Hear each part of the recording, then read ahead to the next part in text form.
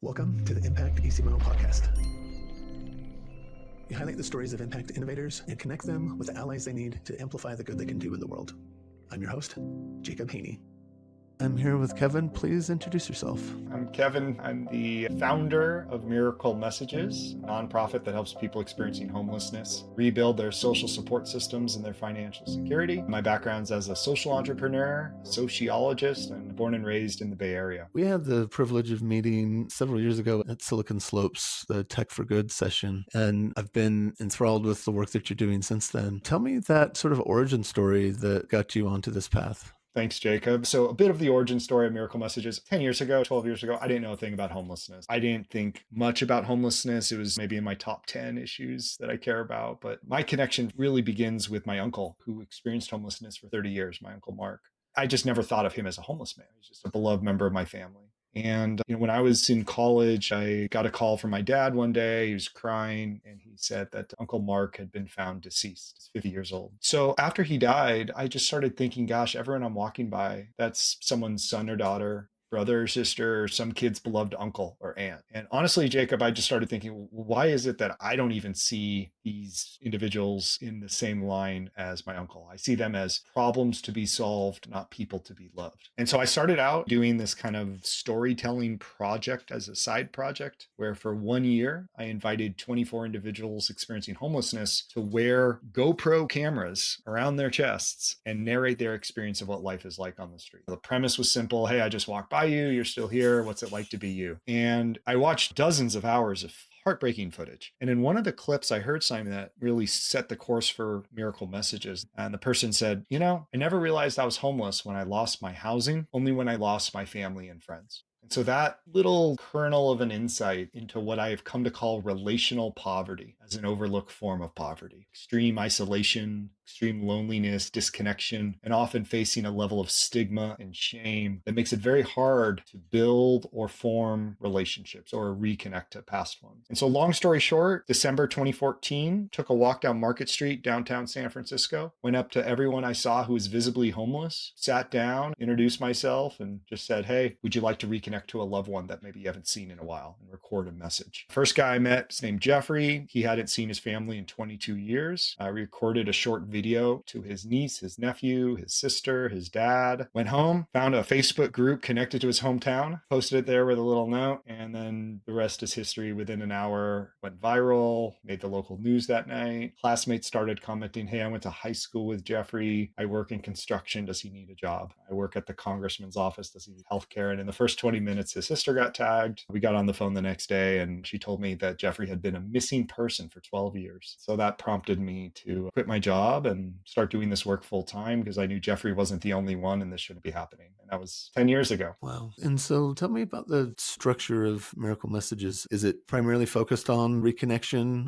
Yeah. So Miracle Messages 101. It's not just me wandering around the streets with a smartphone and GoPro cameras and blasting things on social media anymore. We have long since developed better practices. So today there's a few programs that we offer. First, with a reunification program. The way it works is a person who's experiencing homelessness can reach out to us if they want. We have a hotline. The phone number is 1-800-MISS-YOU, or a caseworker, a social worker, a volunteer, a staff member on their behalf can either call 1-800-MISS-YOU or go to our website, miraclemessages.org, and fill out an online intake form. Once a message comes into our system, we have a network of volunteer digital detectives. So these are everyday people, some of whom have detective backgrounds, PI backgrounds, but a lot of them are just digital sleuths, and they're using their digital savvy to make phone calls, write letters, do internet searches. We partner with a bunch of online people directories. So we have access to Ancestry, People, Fast People Search, a bunch of others, and we'll search these databases to try to find the loved ones that the person who's experiencing homelessness wants to reconnect with, reach out, make a connection. That's led to about 1,000 reunifications over the last 10 years. We also work that process in reverse. So families will reach out to us and say, hey, I have a missing relative. They're somewhere in Salt Lake City. They're somewhere in San Francisco. I haven't seen them in years. Can you help me find them? And that's our Find Them service. So we do that as well. And then the other programs we've developed over the last 10 years, it's It's a bit more developed than when I started it. We realized that for many people, even if they're experiencing relational poverty, family might be part of the problem, not part of the solution. How do you tackle social isolation and disconnection if family isn't a viable part of it? That's where we developed a phone buddy program. So we match everyday volunteers all around the country for weekly phone calls and text messages with unhoused neighbors, kind of like a digital pen pal. Those conversations have been logged. There's been over 250,000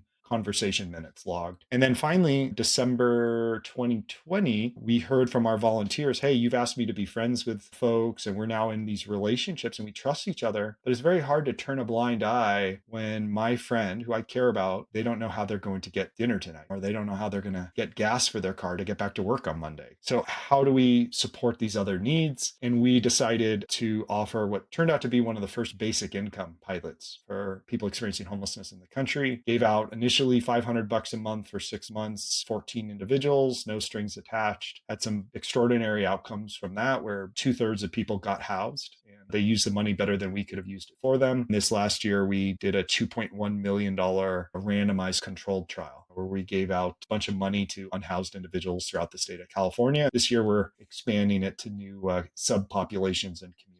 Talk to me as far as the naysayers or the concerns about unrestricted cash donations to those experiencing homelessness. How has it actually proven out in the test results?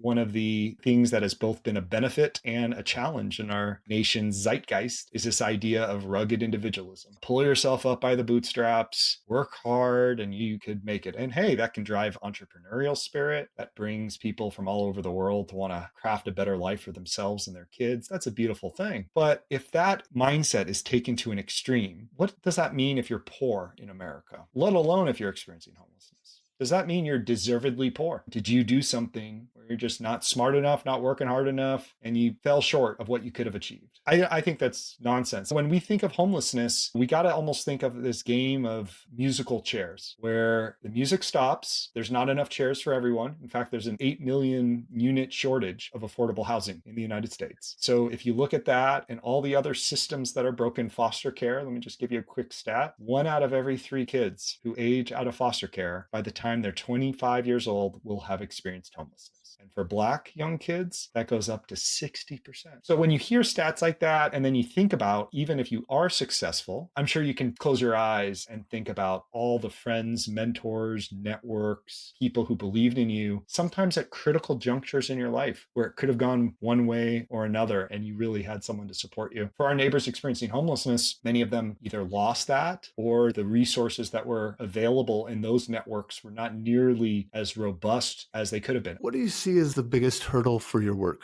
So there's this cognitive dissonance, this kind of implicit explanation that I think exists in most people's minds that, like, well, you wouldn't be in this situation if you didn't deserve it. That's a huge issue. I think the other piece to it is this feeling of learned helplessness. What can I possibly do on this issue to make a difference? It feels too daunting. I don't know where to start. And frankly, homeless service providers and the homeless government agencies have not done a great job dispelling that. There's a best practice that's termed housing first, which is this basic idea to address the underlying issues that may have contributed to someone's situation of homelessness. You have to start with housing because it's very hard to go through a recovery program or to deal with your severe mental health issue if you're insecurely housed. But the problem with housing first is people don't think of it as housing first as part of a 5-pillared strategy. They think of it as housing only. My mindset is we got to look at all those pillars, and the 5th pillar of housing first is community and social integration. And let's be honest, that 5th pillar, community integration, that's seen as let's get you a cupcake once you ever move in, but we'll never get to that point. It's not seen seriously. Our work at Miracle Messages and my work with When We Walk By, it inverts that and it says, let's focus on that because that's something we can all contribute to. It's very tangible. That's a good starting point. And I think with the issue and people getting involved, we need everyday people on this issue. We talk a lot about homelessness. We don't talk nearly enough about housed people. How everyday housed people need to be part of the solution. And the last thing I'll just say to kind of wrap up this thought is during the civil rights movement, Martin Luther King, and in thinking about his strategies, understood that it was flawed public consensus in addition to flawed public policy at the root of racial oppression. We talk about the flawed public policy as it relates to homelessness, but then there's this flawed public consensus part, like the hearts and minds, how we see our unhoused neighbors, what's the presumption of why people are homeless. that part doesn't get talked about or thought about nearly enough. And I think that's an oversight that needs to be addressed. What's your take on how best to address that as far as the hearts and mind question of shifting public perception and paradigms?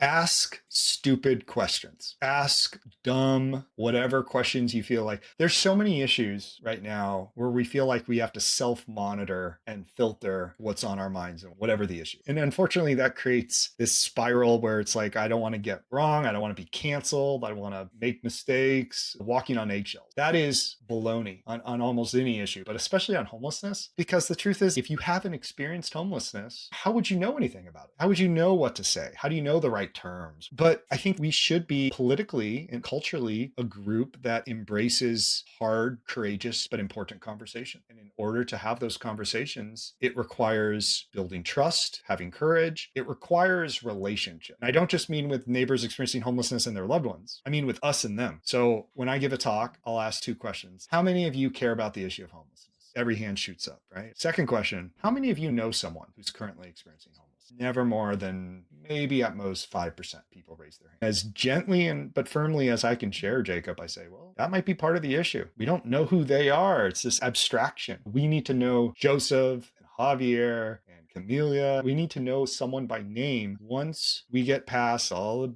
BS, how could you ever move forward? Whether it's through miracle messages, volunteering, going to a local shelter, doing a phone buddy program, watching stuff online is better than nothing. But just getting to know people experiencing homelessness and hearing their stories and sharing a bit of your own, I think goes a long way. What is it that you personally or as an organization, what are you most looking for right now? Hope feels very heavy. Whatever your politics right now, everything's so tense, everything's so heavy. And I think one of the best ways to feel hopeful is to feel empowered, feel a sense of agency. It's not out of your control. You make a difference. I have seen over and over again in my life, 10 years ago compared to today, all that I've learned, written a book on homelessness, led an organization for 10 years, built that up, given hundreds of talks, scores of podcast interviews. I feel more hopeful today than I did 10 years ago on this issue. Even if I've seen the complexity, the broken systems, the numbers not looking good. And my sense of hope is because I've seen people get housed, seen people get off the streets. I've seen what it takes. And sometimes it's not as tricky and complicated on an individual basis as you might think. Sometimes it is. Homelessness is not a binary, it's a housing insecurity spectrum. But I feel there's a lack of hope on this issue. What type of connections would be most valuable? What are those bridges you're looking to build? So my initial thought was whether you see homelessness as your issue or not, it actually doesn't matter. Finding a way that your values intersect with this issue, whether it's you have a passion for survivors of domestic violence, which is a huge group of people experiencing homelessness. You have a passion for young people, one of the largest groups of people experiencing homelessness, kids under 18. The number one predictor of adult homelessness is youth homeless. Whether you have a passion for returning citizens from incarceration and criminal justice reform. Beyond that, we are looking at miracle messages for a couple more potential board members over the next year. We have a small but mighty board of directors. There's 7 of us on it now. And, some of the skills that I think are prioritized right now, having someone who has more of a technologist background could help us think about the systems and product that we develop and how that streamline our programs even more. Marketing and communications, like the narrative change elements. How do you change hearts and minds on this issue? What are ways to tell stories in a way that's not exploitative, voyeuristic, but very effective? And then others who care about the issue of homelessness, and whether you work at a nonprofit or government agency, wanting to think about relational poverty and how that can apply to the people that you serve. If someone was interested in learning more, what's the best way for them to either connect with you or the organization? Instagram, LinkedIn. You can follow me on LinkedIn, Instagram, Kevin F. Adler. miraclemessages.org is our website. And then there's a get involved form on the website. So just fill out the get involved form. It'll keep you in the loop and you can share a little bit more about yourself and we can follow up from there.